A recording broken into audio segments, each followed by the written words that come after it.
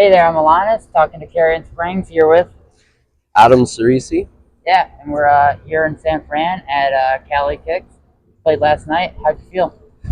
Felt awesome. Yeah, It's an absolute honor to be here. It was a really thrilling, exhilarating experience. I feel like, um, this area used to be like sister city of Carrion Spring. We used to come down here a lot, and it's been like a bit over a decade since we've been here. And last night was just like such a massive, warm welcome for us coming back, and like it was so cool to see so many old friends that we've known since like early 2010s, and like so many new friends, and so it's like just so motivating to see like these multiple generations of yeah. people now, and it's just so inspiring, and it's yeah. Last night was just incredible. Really excited for today too. Oh yeah, absolutely. Like last night, Danger's played, another hardcore band that doesn't do a ton of shows, Yeah, and so like being from like a more hardcore band and that coming together with like the screamo world, hmm what do you think it helps with the chemistry between those two genres? yeah. That's a good question actually. So even though we're from Portland, the initial iteration of the band, most of us were from New York and the East Coast, and we grew up in like the New York hardcore scene in the '90s Okay. and early 2000s. And when we moved to Portland, we befriended. We're really fortunate to have quickly became friends with the band Kid Crash, if you're Yeah, familiar with yeah. them. And they were just they played in our living room to like 14 people, and we felt like we experienced like such a special thing. And I mean, we always listened to emo and screamo adjacent stuff and all the screamo and everything. Especially like a lot of cool stuff was happening up in Boston and stuff in the '90s. But what like Kid Crash was doing then, and then getting really close to them and insightful, and eventually sharing members with them, that like kind of opened up a whole world.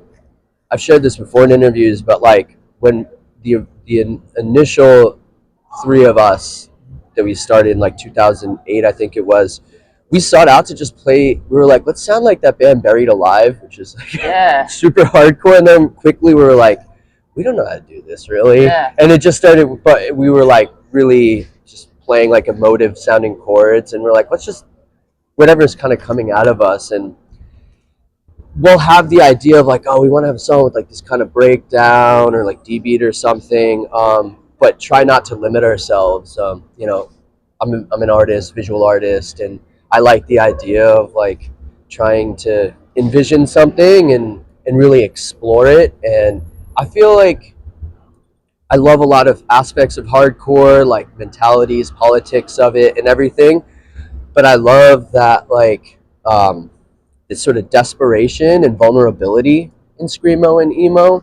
And so for us, we just kind of see it as like a spectrum to just Yeah. kind of explore. And yeah, that's, I think that kind of like really helps well like define our the sort of approach and aesthetic of our band. Okay. Yeah. Nice. Yeah. You talked about like the politics of hardcore. Has that kind of changed over the years, or like what's the more like what is it like being a political style band in this kind of climate? Yeah, it's I hmm. I think that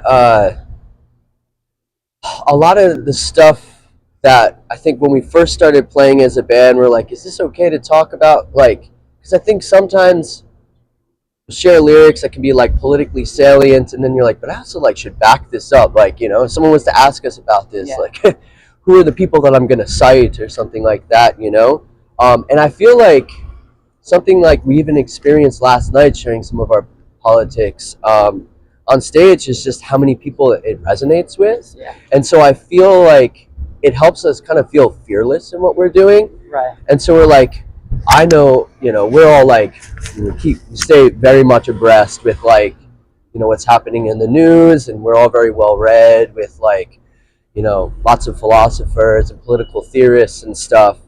Um, and so like we know where we stand on stuff very much so, and we're just like sometimes we're like, are we gonna is this gonna vibe well with everyone else? And over the years we found like, yeah, absolutely, like these are our people, and we get to like really feel supported. And I mean, after last night, I'd say half the conversations I had after our set were just like a lot about the politics. So Yeah. it really like it really gives us a sense like that we should continue like Yeah. being somewhat Spread the messaging. political. Yeah, and it's like political, but also wanting to like still have vulnerability as Yeah. well, sharing some personal experiences and stuff. Now, do you feel more optimistic about the future and like the future of the genre and like younger people carrying this message forward? Yeah, so as a band that's been around for about 17 years, like Yeah. we've seen like multiple waves happen, and I remember like 2018 or 19, we're like, whoa, there's this crazy renaissance happening, and that like pales into in comparison like what's happening Yeah. the last couple of years, and it is just so intriguing and inspiring, and I feel like when I said like it was really cool last night to see all these like literally like three generations of people Yeah. all together. It's like I talk with some of the bands that like I grew up loving and seeing around New York and stuff. Like some of them are here, like City Caterpillar. I enjoyed seeing earlier bands with them and stuff, and then being blown away by what bands are doing now. And they'll be like, I can hear like maybe how we had influence on them, but they're taking it and bringing it to a whole other level and like hybridizing it with other things in a way that like they're fearless in that too. And I think it feels like there is this like evolution that's happening really organically, but it's like caught like wildfire. Yeah. I mean, and we keep saying like, oh, the Portland scene is so lit right now. There's so many people, but then we come down here, we're like, the fucking Bay is so lit right now. When we played Toronto last summer, it was like with New Friends, it was amazing. Like Yeah. and we played New Friends Fest in 2019, and that was amazing too. Last summer was just like doubly as good. Play Seattle, that scene has gotten better than we've ever seen it. And I keep hearing it from other bands who have been touring. It's like this thing is growing exponentially. Oh yeah. And I think what I love about it is like I love the intersectionality of it too. Like it's politics, not just about like the political climate, but also with like a lot with like identity, like with like aspects of like like gender, race, like and I think we're like doing a really good job in like listening to people, listening to each other, sharing experiences, allowing for like really important conversations to happen, learning from it, and then sharing it again with each other, So for me, I think like the scene is just like something the rest of the world should really learn from, Yeah, and you talked about all the different different groups that are more a part of the scene now, whether it be racially or gender wise or culturally. Do you think the scene's more accessible now than it's ever been? Yeah, absolutely. And I think like because of the music itself is like, it's not like everyone can get down with like, how loud and discordant it could be. But like when I was growing up, the way that I would find out about these bands was like initially first finding a store that would even sell this kind of music. Yeah. And then like hopefully the person behind the desk had some insight into it. And so like there was a place that I grew up in New York, called Rock Fantasy. It was like I grew up outside the city, and I was really grateful. This guy, he was I will shout out. His name is John Vista. He had a band called Inner Dam that was straightforward hardcore band, but he was totally all about learning about all the different bands. And I'd come in, and he would get to know about everyone what they liked, and he'd be like, "Oh, you love Converge? Well, this band, This Day Forward, just came out. Like, listen to this band, And it was really amazing, but it was so you really had to know what places to go to find it. Now with the internet, like everything is archived, so it's not just like you find about like who the younger bands are happening right now, who are like the sort of the like iconic bands, but like everything is there. Right. And so I think there's like this trove of history and information and discourse that's out there, and that's the starting point now. The starting point isn't like starting square one and going to all these little niche places to find it. So I think that's why it feels like it's growing so quickly, Yeah, so I feel like it's an amazing time for people to be entering it if they are, or for the people that have been in it a long time. It's like so rewarding that we've stuck with this scene for so long because it's just so much more inclusive and there's so much more diversity in it, like stylistically. And yeah, I absolutely love it. So, in talking about like being optimistic about the future, one of my favorite bands, you incorporated one of your song titles with "The World Is No Longer a Oh Beautiful Place," and I yeah, am afraid to die. yeah. What was the inspiration behind that? I mean, I've always felt like art lyrics can sometimes get pretty serious. Um, and while it's fun to like have poetics and like and really like try to somehow summarize like what the lyrics are saying, I always some of my favorite bands when I was younger would like I loved when they would just tongue in cheek, Yeah. puns.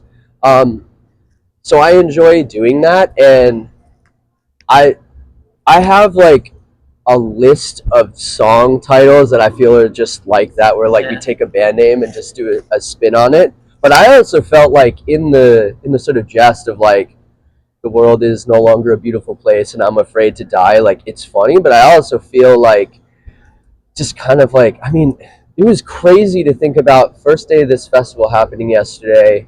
We have this like just grotesque whatever parade for a shitty ass president, which I'm glad to hear how like underattended it was. Yeah, right. And it was really motivating People to just like checking their phones in the crowd. yeah, The yeah, guy putting on looks completely uninterested himself. yeah, And it's totally. like, what the fuck are we doing here? Yeah, exactly. And then I mean, it also is really cool, like to see how much like how many people came out to have like counter protests with that. Uh, but at the same time, being like, holy shit, like there was like legitimate bombing happening from Iran to Israel. It's like, I mean, this is kind of what it's bound to fucking happen. You can only push people so far, bomb other people so much. You can only beat up on their friends and Yeah, allies, and then them themselves. right, And you know, you can't not expect to get pushed back at some point. right, for sure. And Yeah, then play a victim card like, well, all we've done is antagonize you for 30 years hmm and killed your friends and your family and taken no accountability. And yes, we will continue these actions. How dare you call us out for this? I know, right? Yeah, so you Right. have that, but then there's like so many other aspects of it too. So something like I feel like the intersections for us have been like, which is why I kind of feel that song title is fairly apropos, is because we've always kind of like wanted to make sure to incorporate the intersection of like environmentalism, like biggest challenges we're facing right now with humankind and just the planet outside of the Anthropocene is like uh, degradation of and just entire species of animals, plant life, and so forth. And so like we have war, right? And it's like just devastating. It's like impossible to even conceive like really how devastating it's like what's happening in Palestine or something like that. But on top of it, like there's not even nearly as enough discourse about like just there's a form of ecocide too, like what that's doing to contribute towards climate change. Well, yeah, and it's like their carbon footprint is just growing at a rapid pace with all this war that's happening, and it's like that's something we don't talk about. And there's like these populations of so like I grew up in New York, just outside the city, and like fireflies were something I grew up with, and now seeing the depletion of them, it's like that is not just like it's not like, oh, it's a bummer. Like the amount of heart wrenching that has, like literally, I find myself like just actually legitimately crying, over it. And so like that is kind of the thing. And at the same time, like where it's like, and I'm afraid to die is this thing I think about constantly. Like, is our death's not going to be like a peaceful one? Is it going to be because of a war finally ending up in the soil, or is it going to be because of like painful cancer or something like that? Because of, or maybe you haven't done enough yet. You're not ready to die. Yeah. The world isn't ready for it. Right. Like there's more that can be done. Yeah. So I remember like us just like at practice in between songs, and we joke around nonstop with each other. Yeah. And I like tossed a name out, everyone laughed, and then I was like, wait, can we like just unpack what that actually says? And it felt and so we were like, that's gotta be the song title for this one song we're working on right now. So as much as we like joke around about stuff, like there's also like there's layers to it. Yeah, we're very intentional with like all of the lyrics, and we're very intentional with like the meaning behind everything for sure. Yeah. That's why like when like at first I saw the song title, I was reading the track listing for it, and I'm like, Oh, okay, cool. Then I listen to the words. Like, oh man, this is one of my favorite songs with you guys now. Oh, thank you. Because like you guys as a band have progressed like over the years you've been Mhm. around. You've not like stayed stagnant or like stayed in like we're a hardcore band, we make Right. hardcore. H2O, Gorilla Biscuits. It doesn't progress past My New shit York. too. Yeah, right. Oh, Gorilla Biscuits were like, I got to see them at CBGB's when I was younger, Yeah. and like, I can't tell you what that did for me, you know? I can only imagine. And H2O. You want to hear an embarrassing Gorilla Biscuit story? Oh, please. So I saw them when I was 21. Sick. I used to be quite a drunk, and they did a matinee show at the Metro in Chicago. Nice. So it's like 2 in the afternoon. I got blackout drunk at a Gorilla Biscuit show. So there's like video of me like stage diving and no one catching me. Oh. And then like the next day I'm like, damn, I blacked out at the straight edge band show. Wow. Like but yeah, I've seen them since then, and they're going on tour later. And I'm like so stoked to see Yeah, them. they're the. Actually, I saw them at a. Oh, sorry, no, you go, please. I'm 4 years sober now, and like Congrats, that's awesome. Gorilla Biscuits, I started re-listening to them more like a year into my sobriety. Yeah. And I was like, oh shit, this is like. Yeah. I'm like, I wish I listened to them more again when I was like first getting sober again. Yeah. Like these guys are so like about it. It's inspiring. Yeah, those it really guys. Those are like, yeah. I mean, they were. I would see Civ sometimes around New York too. I Like, was love to get tattooed by him. I know. I thought about it, and then the wait list was just like maybe a decade from now. Or I something. saw that. I'm like, Yeah. because the guy who tattoos me, he's like, Civ does tattoos. I'm like, Yeah. I'd love to get one. He's like, yeah, but like the list is like crazy long. You kind of have to like know somebody. Yeah. I think we can move. No. I think they're turning around. Oh. Okay. Yeah, I would. You know, when I saw them at CBGB's, it was it was a matinee. It was actually when CB's was closing down, and they did like a string of shows that were just like, how do we celebrate CB's? And the line for the show was like just blocks and blocks long. And CB's was a tiny place, and I'm very grateful that I got to go to a bunch of shows there. And they were insistent on. They ended up playing almost like. It was like an hour later or something because they were like, we're fitting every single person in. We're refused to play without it. It was like, you guys are closing. Like, we're going to break fire code. And it was just like that's the kind of shit where it's like when hardcore is like, this is how we like push boundaries all the time. Like, yeah, of course we're breaking rule here, but it's like, this is never going to happen again. You know? And it was, yeah, they were the shit. I miss them. I mean, I know they're still playing, but like that scene, right? You know, but it's also cool that like what has come out of that scene and where it is now, it's just like, wow. I mean, you look at a hardcore band like Turnstile, yeah, that's massive now. Mm-hmm. Selling 30,000 tickets per show. It's like absurd. It's like if could you have ever seen hardcore coming this far? Where bands like Drain, Tsunami, Turnstile, Knock Loose are now these like kind of like radio friendly names. Like these bands that like I wouldn't say radio friendly, but right. Like the average person knows Turnstile or has at least heard the name. Yeah, I actually. Some of the people I grew up with, like the scene that I grew up with, it was in Orange County, New York, which was like less than an hour outside the city. Yeah. Has like a pretty big scene in like the Hudson Valley, and like one of the biggest ones is Mind Force, who I think fits in there. And I like watched some of their shows, and I'm like, I just think about when we were younger and we would like go to these shows with like a couple dozen of us, and that was it. And now I like watch their crowds, and it's just unreal. Yeah. Again, I feel like it's the same thing for Screamo too. It's just like on a way larger scale. But like, I mean, I imagine it's like no more than like what happened with like, I mean, it feels very generic, but with like Nirvana or something. I don't think anyone thought that like punk would all of a sudden transform into this like fairly mainstream thing. Like, yeah, what was it? Knock Loose was like on, it's like Jimmy Kimmel or some shit like that. And then like thinking about Coachella having them, or like our friends like Soul Glow like playing. Yeah. Coachella, it's like, or like at Riot Fest, first time I saw Turnstile, they played the smallest stage, and then the last time they played in 23, they co-headlined with Foo Fighters. You know what I mean? That's wild. Yeah, so it's like you have these bands. It's like Knock Loose gets nominated for like best rock album. It's like, man, go back 30 years. It's like and tell people who are like in that New York scene, being like, hey, hardcore is gonna be a recognized genre. Yeah.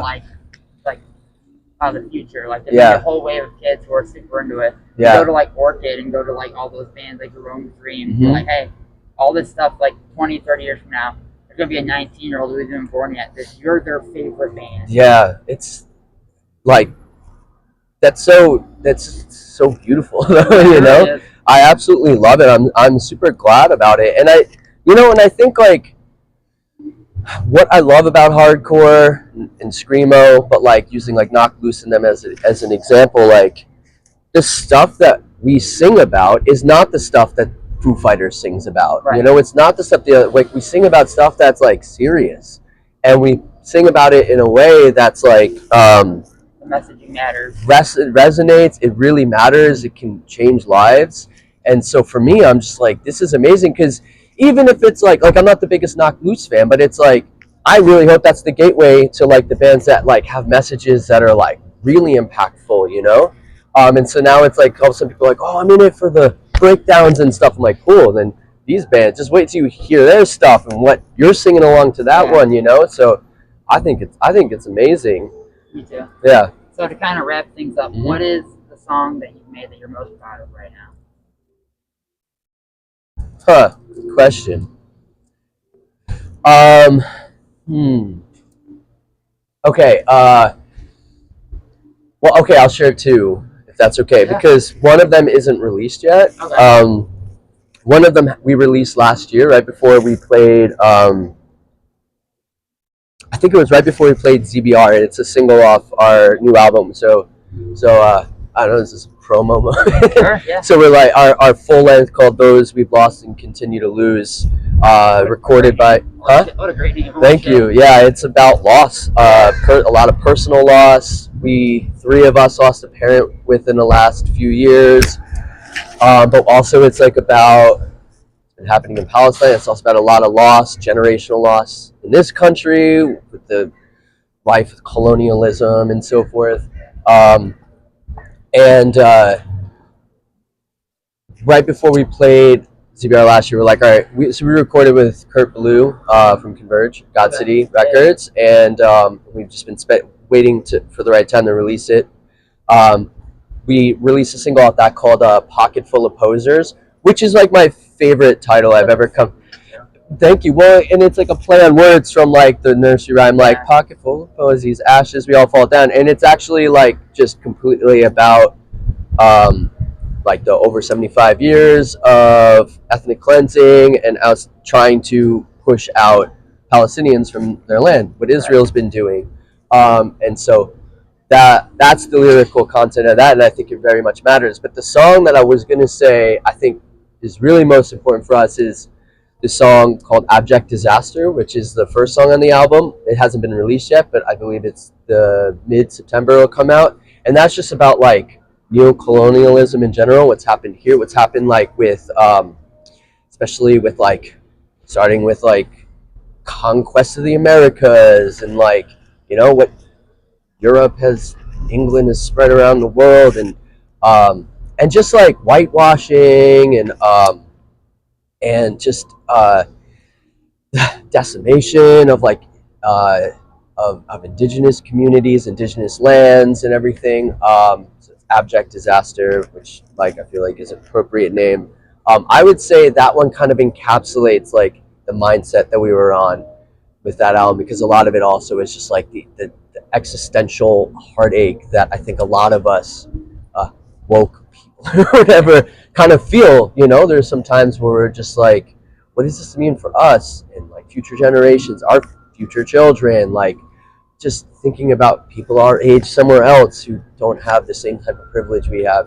So I would say that first song that will be coming out in a couple months, Abject Disaster. Okay. And then for those, something that is listenable right now, Pocket Full of Posers is kind of like, part and parcel of that one too. All right. Well, hey, thank you very much. Thank It you. was really great seeing you yesterday. Thank you so much. It means a lot. And then